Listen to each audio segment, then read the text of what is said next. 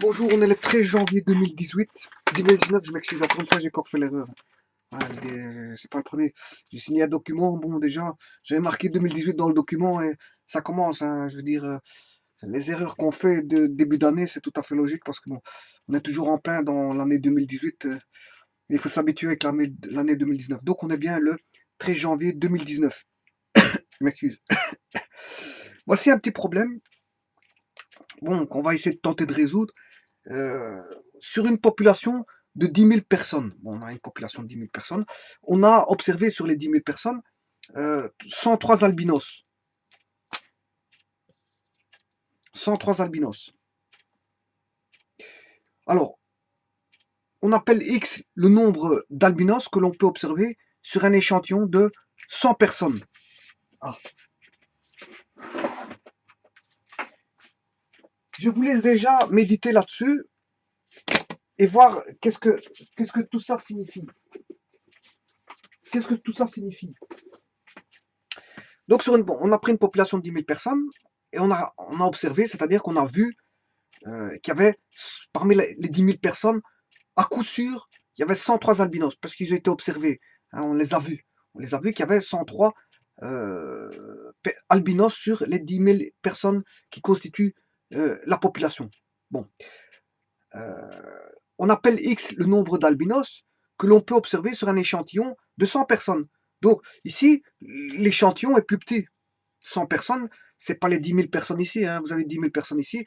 Là, bon, c'est pas parce que on a 103 albinos sur 10 000 personnes qu'on en aura 103 sur un échantillon de 100 personnes.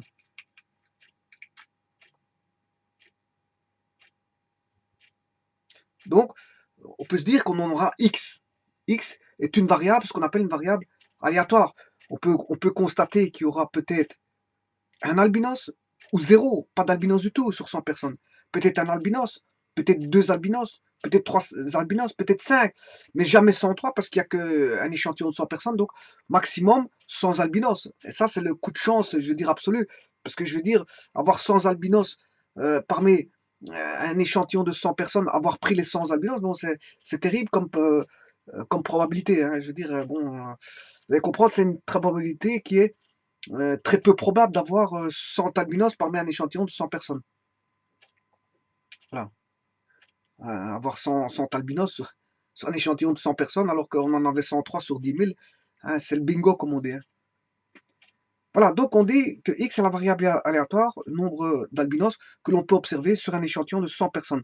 Prise, bien sûr, les 100 personnes, vous allez comprendre que c'est pris au hasard, sinon il n'y a rien d'aléatoire si c'est pas pris au hasard. J'ai déjà fait une réflexion sur une vidéo concernant ce que c'est que les phénomènes aléatoires, donc les phénomènes de hasard. Bon, il ne suffit pas d'aller commencer à chipoter pour faire en sorte d'avoir du personnel, enfin des personnes choisies. Voilà, si elles ne sont pas choisies au hasard, de manière fortuite, à ce moment-là, bon, on ne peut pas dire que c'est un phénomène aléatoire. Et donc, ça ne sert à rien de faire des calculs de probabilité parce que ce n'est pas un cas aléatoire. Voilà. Donc, ici, moi, je me situe dans une situation où on a affaire à un cas aléatoire, c'est-à-dire un phénomène fortuit, un phénomène propre au hasard. Et j'avais répondu à ce questionnement-là, comment obtenir le hasard au travers d'une vidéo. Allez voir cette vidéo-là, j'en ai fait 2-3 d'ailleurs, bon, qui ont duré un certain temps, pour bien expliquer ce phénomène de hasard et les conditions pour avoir le hasard. Donc, ici, on a un échantillon de 100 personnes. Voilà, donc on a un échantillon de la population de 10 000 personnes, l'échantillon de 100 personnes. Bon. On suppose que la variable aléatoire obéit, voilà, et là, on a une conditionnalité, une condition, si vous voulez, une condition. Je ne sais pas si on peut dire conditionnalité, il faut aller voir dans le dictionnaire, mais disons qu'il y a une condition qui va changer la donne du problème. Puisqu'en fait, il existe en statistique et probabilité, hein, en statistique et probabilité, je dirais ici, on est plus en probabilité parce qu'on va calculer une probabilité, mais il y aura des notions de moyenne et d'écarté. Donc, il y a quand même des notions de statistique qui vont intervenir en tant que, je veux dire, paramètres pour travailler une loi bien précise. Et ce que je voulais dire par là, c'est qu'il existe différents types de lois en probabilité. Et ici, on n'a pas tergiversé. Pourquoi? Parce que la loi, elle est connue. On nous demande d'appliquer une loi binomiale. Donc, on n'a même pas à réfléchir. Il n'y a pas de réflexion là-dessus, à savoir quelle loi nous allons utiliser, parce que elle obéit à une loi binomiale. Donc, c'est celle-là que je vais appliquer. Elle obéit à une loi binomiale. Donc, la loi binomiale étant connue, il n'y a aucun souci là-dessus. Donc, on va appliquer cette loi binomiale parce que c'est eux qui nous le disent. On n'a pas à réfléchir par rapport à des paramètres si on devrait utiliser tel ou tel type de loi, alors qu'il existe une panoplie de lois, je veux dire, en probabilité. En probabilité, bien sûr, et en statistique inférentielle. En statistique inférentielle. Voilà. Alors, qu'est-ce qu'il demande? Il demande de calculer la probabilité pour que x égale 0. Qu'est-ce que c'est que ce x égale 0? Mais c'est d'avoir, dans l'échantillon de 100 personnes, 0 albinos. Hein, pour avoir 0 albinos sur 100 personnes. Maintenant, il y a une seconde question. Quelle est la probabilité pour qu'on ait 5 albinos parmi 100 personnes? Donc, la question est assez simple. On nous demande d'appliquer la loi binomiale pour x égale 0 et x égale 5. Obtenir 0 albinos sur l'échantillon de 100. Bien sûr, il faut prendre en compte la population de 10 000 personnes. Elle n'est pas là, voilà, elle n'est pas là pour rien. Elle n'est pas là pour rien. Elle va servir à quelque chose.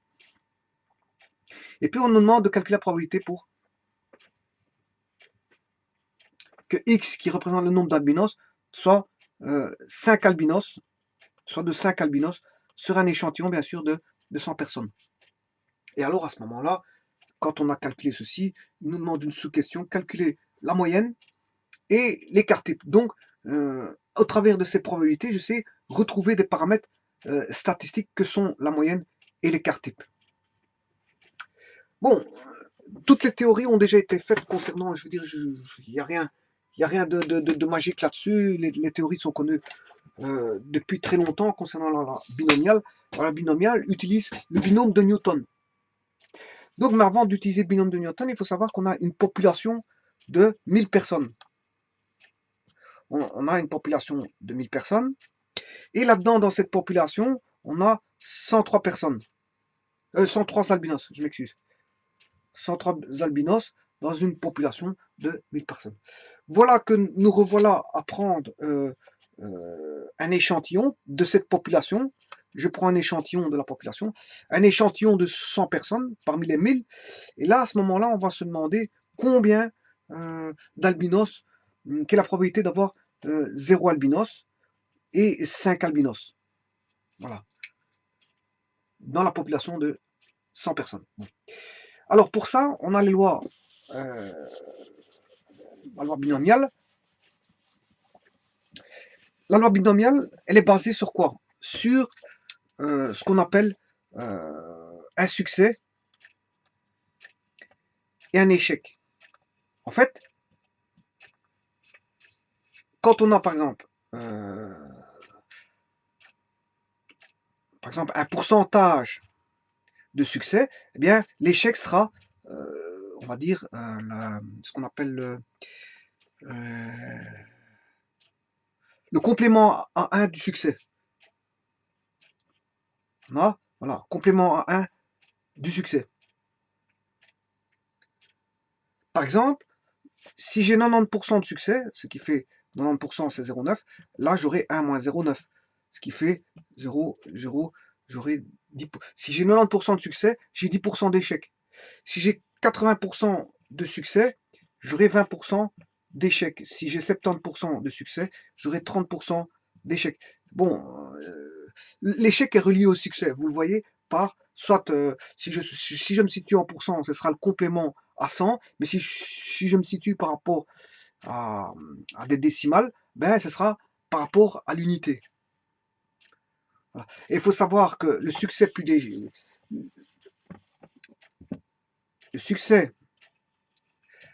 l'échec fait normalement 100% si je suis en pourcent, mais fait l'unité si je ne suis pas en pourcent. Hein. Voilà. Donc, succès et échec sont, on va dire,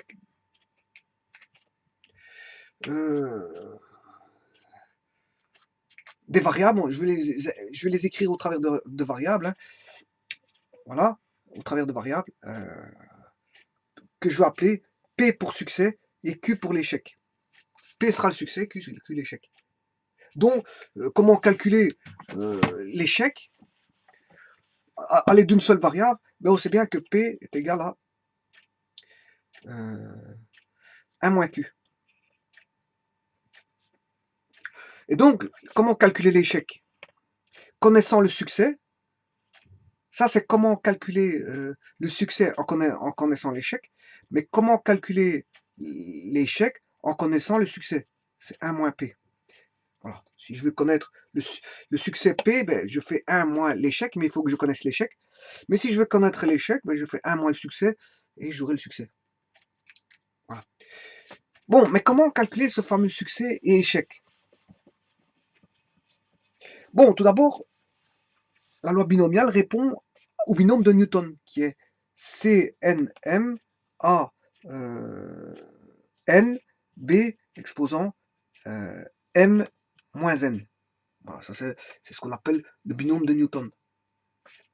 Et ces valeurs CNM, vous les trouvez grâce au triangle de Pascal. Hein. Voilà. Voilà. Donc, la loi binomiale va répondre à ceci.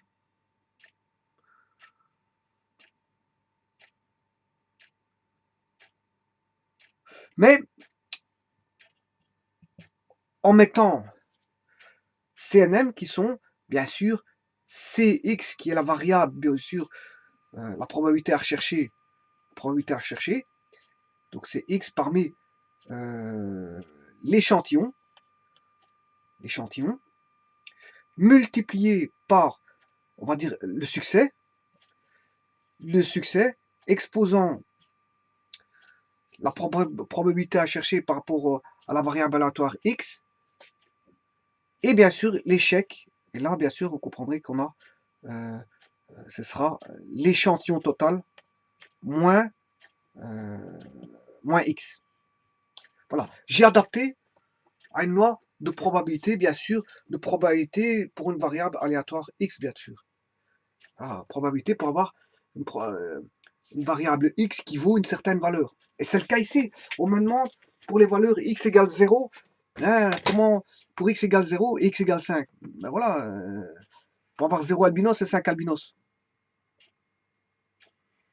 Probabilité pour que j'ai 0 albinos parmi l'échantillon de 100 personnes. Pour que j'ai 5 albinos parmi l'échantillon de 100 personnes. Donc on voit bien qu'on a affaire à une variable aléatoire X qui est le nombre d'albinos tiré, obtenu, parce qu'on a obtenu, on n'a pas tiré, c'est pas un tirage, hein, on l'obtient en prenant un échantillon de 100 personnes au hasard. Donc, quelle est la probabilité d'avoir X X, eh bien, par la loi binomiale, il suffit d'appliquer le binôme de Newton qui est ici, hein, qu'on retrouve en combinatoire, qu'on retrouve bien sûr dans les nombres complexes. Hein. J'utilise assez souvent, je peux utiliser assez souvent ça dans les nombres complexes, parce qu'on sait bien que on peut avoir des multiplications A plus B exposant M. Et donc, si j'ai A plus BJ exposant M, ben, je peux avoir un binôme de Newton avec les complexes. Bon, mais ici, on n'est pas avec les nombres complexes. C'est pour vous dire que le binôme de Newton peut s'utiliser dès le moment où j'ai des multiplications, je veux dire, de somme de monômes, hein, exposant une certaine puissance. Et là, c'est le cas. Voilà. On a des puissances qui vont intervenir avec des combinaisons. Bon, mais si on applique ceci, on va appliquer ceci maintenant, pour x égale 0 et x égale 100. Bon, donc je réécris la loi, on a la probabilité pour avoir 0 albinos, probabilité pour avoir 5 albinos, est égal à quoi? Est égal à C0 albinos, C5 albinos sur un échantillon de 100. Bien sûr, il faut aller voir l'échantillon, hein. C'est de l'échantillon. On demande X albinos, on a 103 albinos dans les 10 000 personnes, mais combien en a-t-on? Quelle est la probabilité d'en avoir si j'en choisis un échantillon de 100? Ça, c'est la population, n'oubliez pas. Et ça, c'est l'échantillon. Voilà. Donc, je dois regarder l'échantillon. Donc là, c'est 5 sur 100. Voilà. On multiplie par le succès. Bien sûr, exposant, ça c'est le binôme de Newton qui veut ça, exposant 0 parce que je dois avoir 0 albinos. Voilà. Là, c'est 5 albinos. Et l'échec, c'est bien sûr 100 moins 0 fois l'échec 5 moins 0. Voilà. Mais attends, vous allez me dire, ouais, mais qu'est-ce que c'est que PQ? Comment calcule-t-on le succès et l'échec? Ah, là est la question. Bon, ça, vous pouvez calculer à la machine. Hein. Bon, la machine peut vous donner les valeurs des combinaisons. Hein, parce que c'est 500. Je rappelle que CNM, c'est égal à M factoriel sur N factoriel. Voilà. Et M moins N factoriel. C'est juste ça. Combinaison, c'est ça. C'est une écriture de ça. Bon, soit je vous calculez comme ceci, mais il existe une touche toute faite sur les combinaisons. Hein. Dans les machines à calculer, il existe une touche, d'ailleurs, qui est répertoriée sous C. C. Si je regarde ma machine,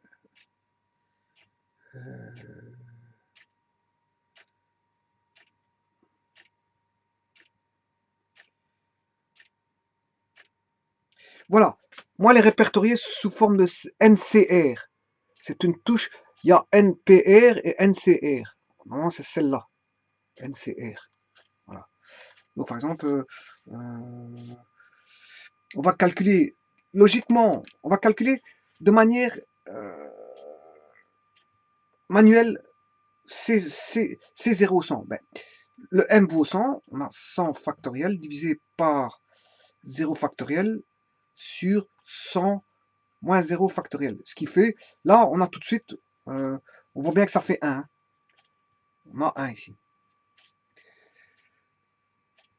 Donc, le choix de 0 albinos sur une population de 100, ça fait 1. Voilà. Donc, je vais calculer à la machine, maintenant. Pour ça, on va chercher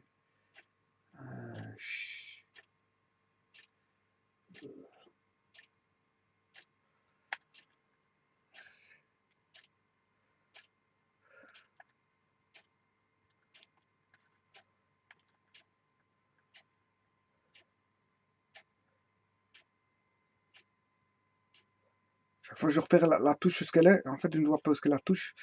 Où elle est là. Voilà. Donc, vous devez taper 100. Dans le cas de ma machine, hein, vous tapez 100. Puis combinaison. Voilà. Combinaison, ça s'obtient à l'aide de Shift et la touche NCR. N, ça veut dire, c'est la valeur là. Ça, c'est le N. Ils appellent ça N. Donc, ils appellent ça la machine NCR. Donc, le N, c'est la valeur ici, et le R, c'est la valeur là. Donc, il suffit de taper, si vous voulez, 100 C0. Et le C, vous l'obtenez bien sûr avec Shift. Shift et NCR se trouve au-dessus de du divisé. Au-dessus du divisé. Je sais pas si on va le diviser là. Au-dessus du divisé, on a NCR. Voilà. Au-dessus du divisé. Et vous, bien sûr, tapez Shift et ça. Mais avant ça, il faut taper 100. 100, vous tapez la valeur 100. Puis, vous tapez Shift CR. Et là, vous tapez 0. Et là, vous avez, bien sûr, Execute. Pour exécuter, il faut bien faire égal. Et vous avez la réponse qui fait 1. J'ai bien 1. Bon, maintenant, dans le même...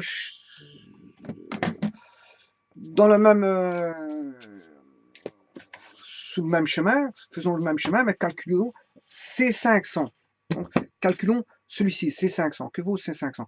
Donc, à la machine, ça va s'écrire C0, 100, CR5. Voilà. Donc, on va écrire 100, Shift CR. Là, on va mettre 5. Voilà, j'ai 70. Oula, c'est immense, hein.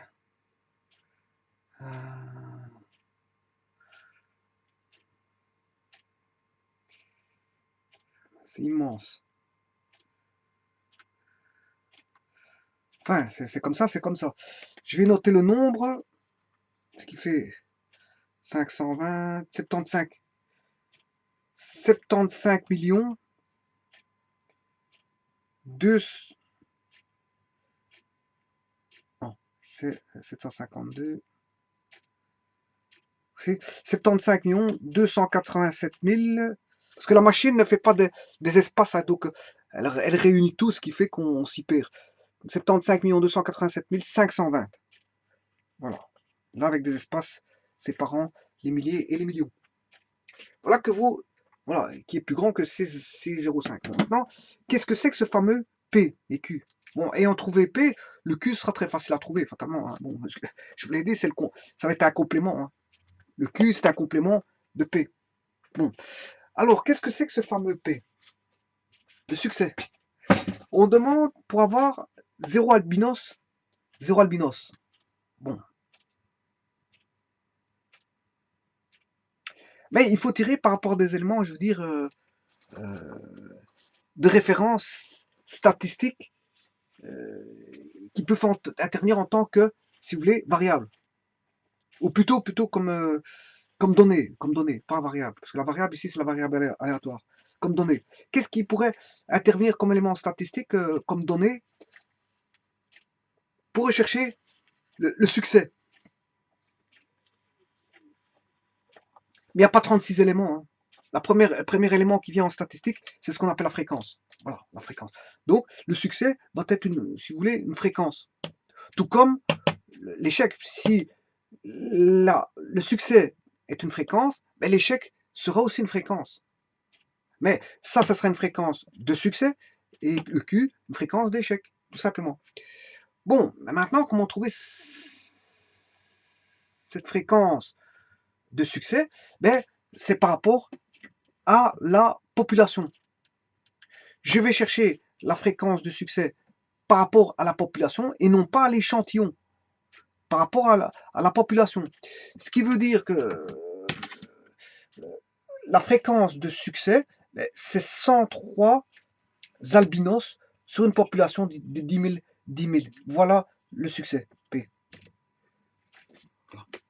En fait, c'est une fréquence. C'est la fréquence une fréquence, je veux dire, une donnée de départ qui peut nous aider en tant que rapport, qui va nous mesurer, je veux dire, une fréquence de succès.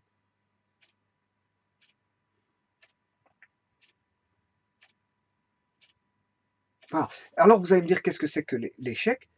Mais l'échec, vous comprendrez, c'est toujours par rapport à la population de 10 000 personnes, mais vous faites 10 000 moins 103. Ça c'est pour avoir des voilà, fréquence d'albinos, hein, fréquence d'albinos. Et là, c'est une fréquence de non-albinos. P, c'est une fréquence d'albinos. Et là, on a 103 albinos sur une population de 10 000. Et on a, si vous voulez, 10 000 moins 103, 10 000 moins 103, ce qui fait 9 800,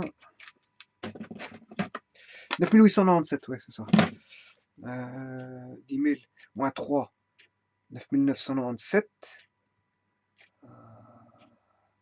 9997 moins 100, 9897. Donc c'est juste. Voilà, okay. Donc ça c'est la fréquence pour avoir des albinos dans la population, bien sûr. Et là c'est la fréquence de ne pas avoir d'albinos, de non-albinos, toujours dans la population. Et ces deux grandeurs-là servent en tant qu'élément statistique pour entrer. Bien sûr, parce que pourquoi je dis statistique? Parce que c'est une fréquence, hein. C'est la fréquence la fréquence de succès, c'est un rapport. Hein. Ça, c'est la fréquence de succès. Ça, c'est la fréquence d'échec, si vous voulez. On a la fréquence de succès, fréquence d'échec. Fréquence de succès d'avoir des albinos dans la population, mais c'est une fréquence d'albinos dans la population, c'est 103 sur 10 000. Alors que la fréquence d'échec, c'est ne pas avoir d'albinos dans la population. Voilà, j'ai 103 albinos parmi les 10 000 personnes de la population. Donc on a une fréquence de 103 sur 10 000.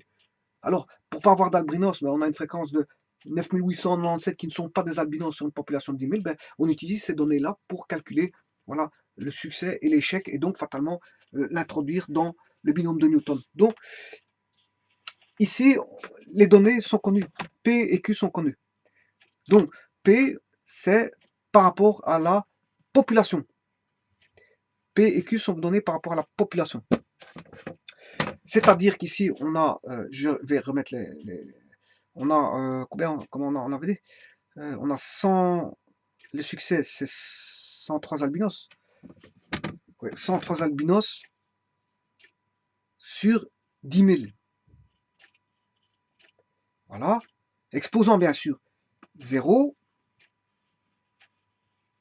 Hein, l'exposant, il était là. Voilà. Et 9897 sur 10 000, exposant 0. Et l'autre, fatalement, ça va être la même chose. Hein. 103 sur 10 000, exposant 5.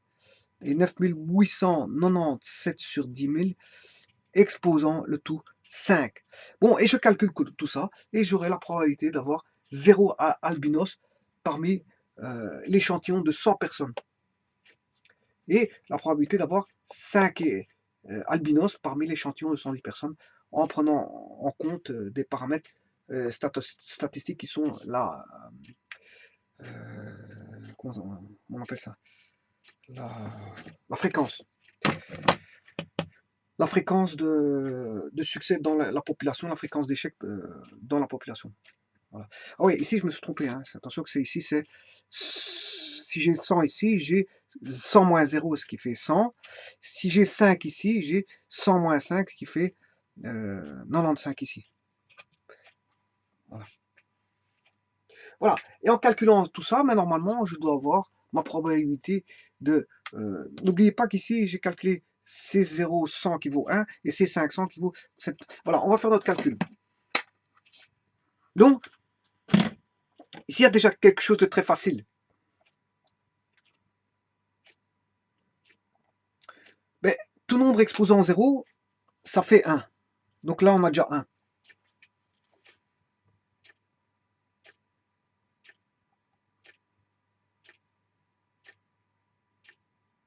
Voilà, là, on a déjà 1.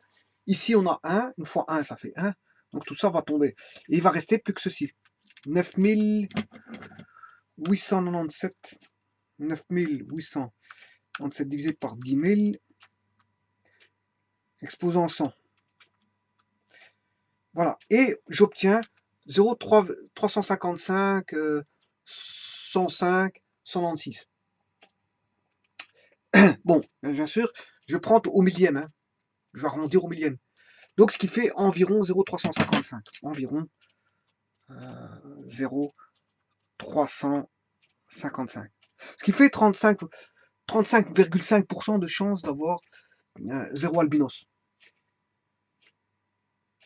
J'ai un tiers, on a passé un tiers, parce que un tiers c'est 33%. Donc je suis au-dessus du tiers de chance de ne pas avoir d'albinos. Donc imaginez-vous tout à l'heure, quand je vous disais obtenir 100 albinos sur un échantillon de 100, ce qui sera quasiment presque impossible. Hein. Presque. On va calculer cette probabilité, elle va être très très, très petite. Elle va être proche de 0. Bon, mais ici, avoir 0 albinos, on est à 35% déjà. Bon, calculons pour 5 albinos. Lui aussi va faire un certain pourcentage qui va se, bien sûr, qui va voilà, tous ces pourcentages-là de x égale 0, x égale 1, x égale 2, x égale 3, x égale 4, x égale 5, 6, 7, 8, 9 jusqu'à 100. Voilà, je peux faire tout ça. Je fais calculer tout ça, hein, tous ces pourcentages-là. Pour x égale avoir 0 albinos parmi 100, un échantillon de 100. Avoir un albinos par rapport à un échantillon de 100, avoir 2 albinos par rapport... Et ça, je le fais de manière automatisée via un ordinateur, bien sûr. Je ne vais pas m'amuser à faire ça, je veux dire, par écrit, parce que justement, l'informatique est là pour aider au traitement, je veux dire, automatique, c'est-à-dire de séquences qui sont assez répétitives. Voilà. Et ça, si je dois faire ça, hein, les calculs comme ceci, je dois le faire 100 fois, par exemple, je devrais le faire 100 fois. Et ça, je ferai le calcul soit par un logiciel adapté tel que Excel qui permet de faire des calculs comme ça assez aisément parce que c'est un tableur, donc qui permet le calcul de tabulaire Voilà, et donc il permet de mettre des formules et donc calculer et de mettre en mémoire les résultats. Donc bon, on peut faire ça par logiciel ou par programmation, bien sûr, au travers d'un n'importe quel type de logiciel de programmation. Bon, ici, maintenant on va faire notre calcul ici, le deuxième, pour avoir un échantillon sur 100 personnes, d'avoir 5 albinos sur 100 personnes. Bon, on va y avoir la probabilité, comment elle va être. Bon, n'oublions pas qu'on a déjà C500 qui vaut 75 287 520 multiplié par 103 divisé par 10 000 exposant 5. Voilà. Multiplié par, entre parenthèses, 9897 divisé par 10 000 exposant 95. Voilà. J'ai 0,00326 39,86. Autant dire que déjà, voilà, ça j'ai plus besoin. Hein. Je n'ai plus besoin de ceci.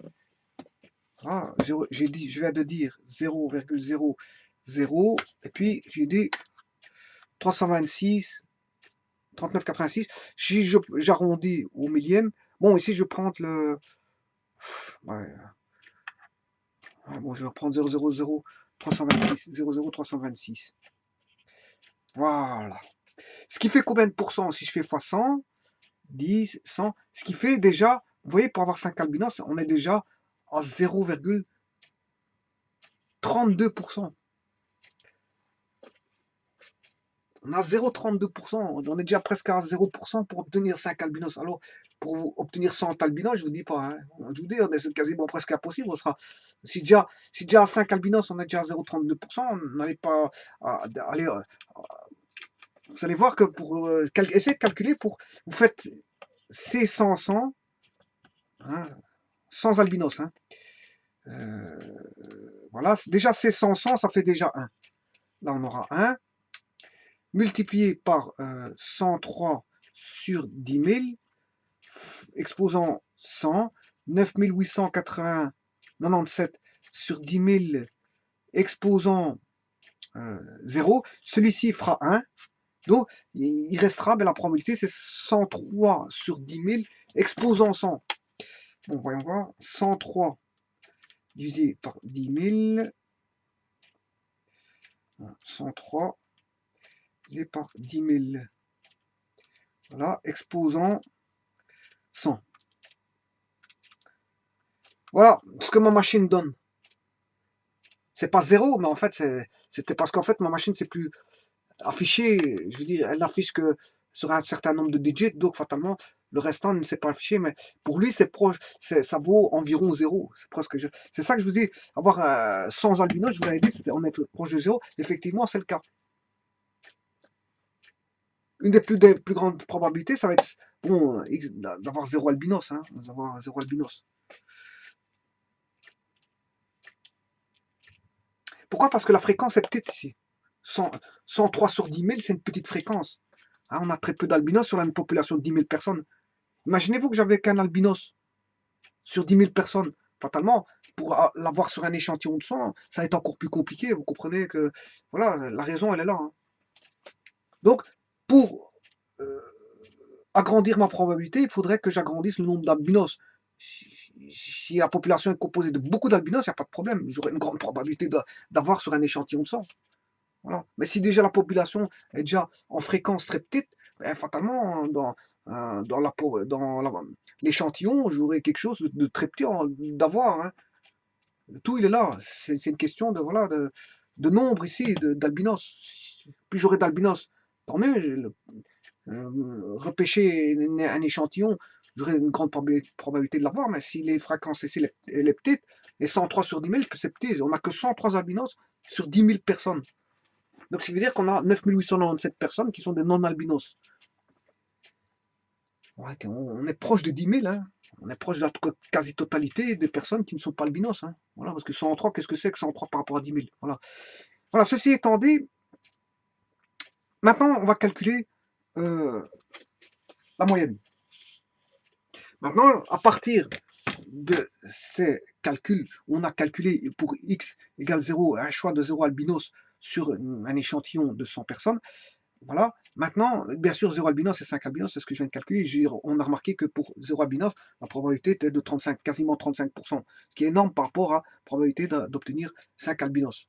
J'espère que c'est bien 35%. 0,355%, c'est bien 35%, c'est juste. Calculer la moyenne et l'écart type. Bon, en moyenne, bon, allez rechercher des paramètres de moyenne d'écart type, c'est les théories qui vous donnent ça. Et donc, la moyenne, bien sûr, va dépendre aussi de la fréquence des albinos. Hein. Voilà. La fréquence des albinos, c'est 103 sur 10 000.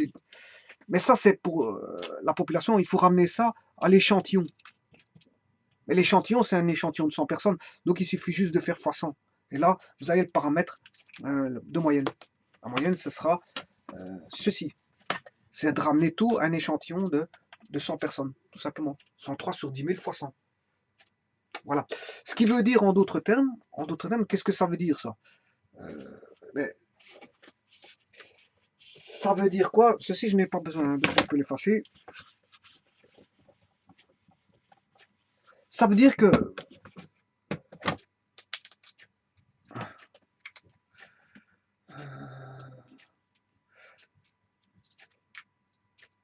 bon, on avait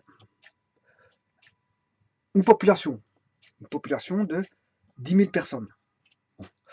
On a pris là-dedans un échantillon, et généralement l'échantillon on l'appelle N.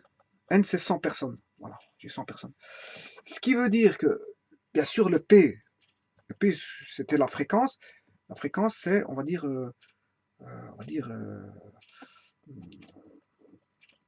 par rapport, c'est le nombre de personnes dans la population, et bien sûr, ici c'était le nombre d'albinos. Donc le succès, c'est d'avoir l'obtention de quelque chose, si vous voulez, l'obtention d'avoir X, l'obtention d'avoir des albinos, Mais les albinos, j'en ai 103, donc la fréquence est 103 sur, voilà. Mais on a appelé P, de toute façon, j'ai appelé P la grandeur qui était le succès. Le succès, c'est l'obtention de quelque chose l'obtention de quelque chose qui se trouve dans une population, voilà, par rapport à la population. Donc c'est l'obtention, par exemple, d'avoir des albinos, par rapport au nombre de la population, qui faisait 103 sur 10 000. Donc le P, c'était de 103 sur 10 000. Donc ici, et bien sûr, le Q, c'est 1 moins P. Hein, ça, je vous l'ai dit. Hein. Voilà, mais ici, on connaît le P. Et là, c'est 1 moins P, j'aurai le Q, l'échec. Voilà. Mais donc ici, si je fais ce calcul-là, 103 sur 10 000 fois 100, eh bien, ça fait combien? Ben, là, je divise, je retire 2 zéros, c'est 103 sur 100. Et 103 divisé par 100, c'est qui fait 1,03. Donc, la moyenne vaut 1,03. La moyenne vaut 1,03.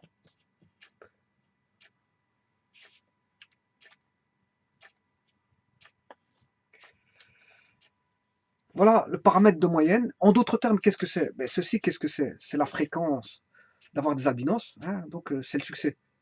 P. Et là, qu'est-ce que c'est? N. Ça, c'est N. C'est l'échantillon. Donc, en fait, la moyenne, pour retrouver un paramètre statistique par rapport à une loi binomiale, il suffit de faire l'échantillon, le nombre d'éléments contenus dans l'échantillon, multiplié par la fréquence de succès. Qui est la fréquence de succès, je vous l'ai dit, c'est l'obtention d'un nombre ici dans ce cas-ci, nombre d'albinos par rapport à une population donnée de 10 000 personnes. Voilà. Donc, le paramètre statistique, ce n'est juste tout simplement que de faire une simple multiplication de l'échantillon fois voilà, P, et vous avez M. Bon, il n'y a rien à savoir là-dedans. Hein. Si vous faites M est égal à N fois P, vous avez la moyenne. La moyenne, c'est 1,03. Bon, maintenant, pour avoir l'écart type, en fait, l'écart type, on sait bien que l'écart type, c'est la racine carrée de la variance. Bon. Mais la variance, pour une loi binomiale, bon, en fait, c'est la moyenne fois, on va dire, l'échec. C'est la moyenne fois l'échec. La moyenne fois l'échec. Ouais, mais la moyenne, qu'est-ce que c'est? La moyenne, c'est n fois p.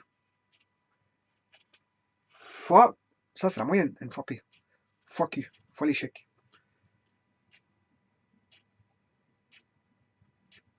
Et donc, q, qu'est-ce que c'est? Connaissant le succès, eh bien, c'est n fois p fois 1 moins p. Donc, en calculant ceci, j'ai ce qu'on appelle l'écart type. Bon, on va calculer ceci. On sait bien que j'ai un échantillon de 100 personnes. Le succès, c'est 103 sur 10 000. Et l'échec, c'est 9 897. Le tout divisé par 10 000. Voilà, je calcule ceci. Et en faisant ceci, normalement, j'ai mon paramètre d'écart type statistique. Mon paramètre des statistiques qui est l'écart type. Donc, par une loi binomiale, je sais trouver de probabilité, je sais trouver la moyenne, les paramètres statistiques de moyenne et d'écart type. Bon, on va calculer ça tout de suite. Racine carrée de parenthèse 100 fois 103 fois 9897 divisé par 10 000 au carré, parce qu'il y a 10 000 fois 10 000, ça fait 10 000 au carré. Voilà, je ferme la parenthèse et je calcule. J'ai 1,00964849. Et moi, je prends 1,0096. Voilà. Je ne sais pas si on a vu. Voilà. 1,0096. Donc, j'ai l'écart type qui vaut 1,0096. Voilà. Donc, que vaut, on va répondre à la question. On va répondre à la question. Une population de 10 000 personnes a observé 103 albinos. On appelle X le nombre d'albinos que l'on peut observer sur un échantillon de 100 personnes prises au hasard. On suppose la variable aléatoire obéit à une loi binomiale. Tant mieux. Ils nous ont donné la loi à utiliser. Tant mieux, hein, parce que généralement, on ne nous donne pas la loi à utiliser. C'est à nous à savoir quelle loi qu'on va utiliser. Donc ici, bon, ils nous ont dit elle obéit à une loi binomiale. Il n'y a pas de problème, on l'utilise. Hein, je veux dire.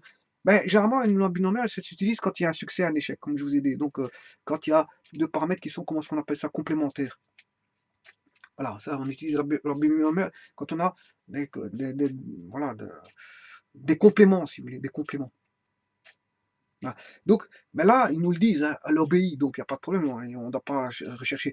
Donc, quelle est la probabilité pour qu'X vaut 0? Et là, j'efface parce que, en fait, ça a été traité. Probabilité pour que X vaut 0, et ça fait, on a dit, 35%.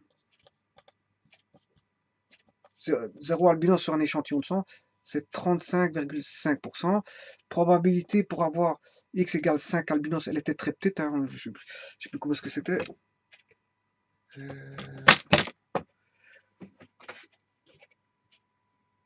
0,32%. 0,32, façon, ouais, c'était bien 0,32%, c'est juste 0,32%. Alors, calculer la moyenne et l'écart type. Alors, la moyenne.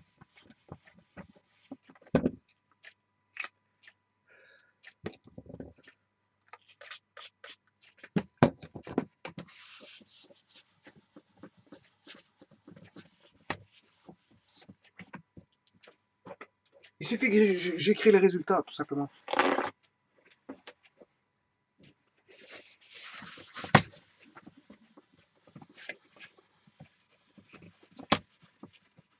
Voilà. La moyenne, M, et l'écart type. L'écart type, je vais de calculer juste à l'instant. 1,0096. Et la moyenne.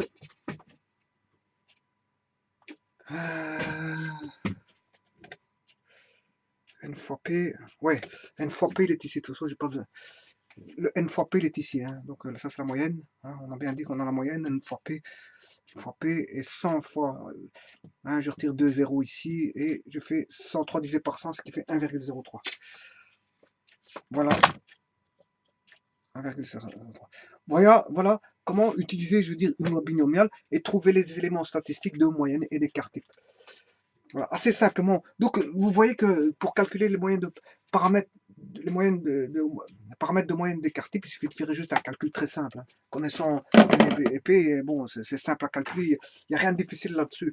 Simplement, il faut savoir utiliser quand est-ce qu'il faut utiliser quel type de loi. C'est surtout ça, les probabilités, c'est quel type de loi utiliser. Une fois qu'on a repéré la loi, c'est plus un problème, hein.